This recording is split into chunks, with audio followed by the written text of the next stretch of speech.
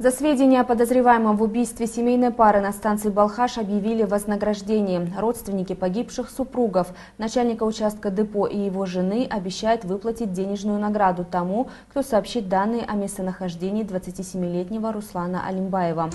Напомним, громкое убийство произошло в конце октября прошлого года. Тела мужчины и женщины с резанными ранами нашли на территории их частного дома.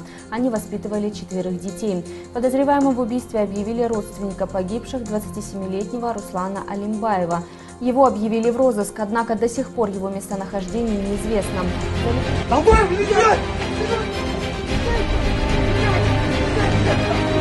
Фамилия, имя, отчество.